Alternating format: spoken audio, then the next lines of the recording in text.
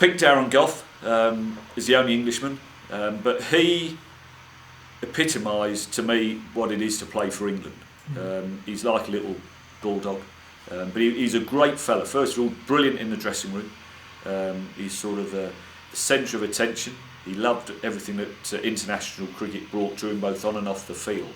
But put a ball in his hand, he'll run through a brick wall for you. So when I was captain, he was my first pick player, because whether he got 6 for 20 or whether he was 0 for 150, not that that ever happened, because he'll tell you that, he would be exactly the same and still charge in for you.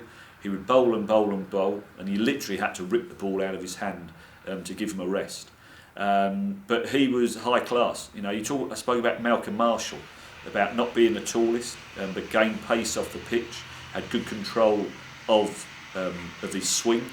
And Darren Gough was very, very similar. You know, again, he wouldn't be 6 foot, he might claim to be, but he's not. He's probably about 5'10". But he was quick. You know, he loved bowling, he loved the introduction of the speed gun, where they used to put it up on the big screen, because he'd bowl it, and if he thought it was a quick ball, straight away his head would flip round to the left to look at where it would come up on the screen. I remember playing in Australia once where they used kilometres per hour, whereas over here it was miles per hour in England, and he got clocked at 145. And he bowled it, followed through, and then celebrated like that, because he thought he'd bowled the quickest ball the game has ever seen, 145 miles an hour.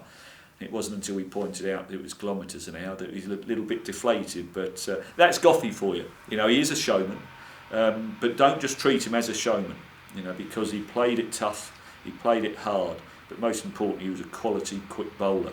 The hat-trick that he took at Sydney in the 98-99 series was brilliant for him, but brilliant for England too, because he had the ability to run up, say, to bowl quick.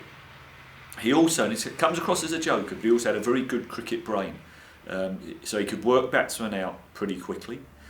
He had the variety, and he had the tools to exploit any weaknesses in the opposition batsman.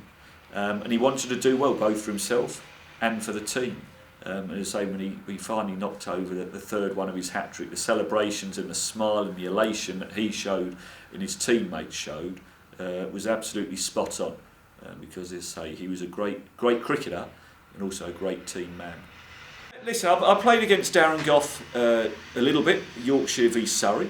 Not a lot, because we were always playing together for England, but it was almost in the nets on the training ground, the practice sessions, that again he wanted to do well. You know, whoever was batting at the other end, whether it was one of the lower order batsmen or whether it was myself, top order batsman, he wanted to do well. So he used to turn it into a proper contest. So you're almost replicating match conditions on the training ground, which to me is how you should practice anyway. So it was full on, and if you suddenly were getting the better of him in the nets, then he would go up a gear or two just to let you know that he could whiz the ball past your ears or whatever. But listen, I just love everything about Darren Gough.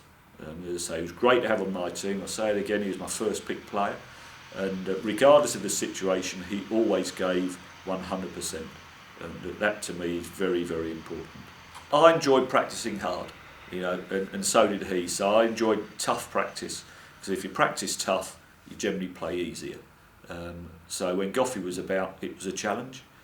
He wanted to get you out. I wanted to score runs off him, and I might clip one into the side netting through mid-wicket and just say that's 4.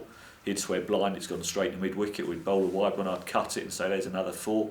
He'd go no gully or cover stopped it. But that's all part of being a teammate. But at the same time, being competitive.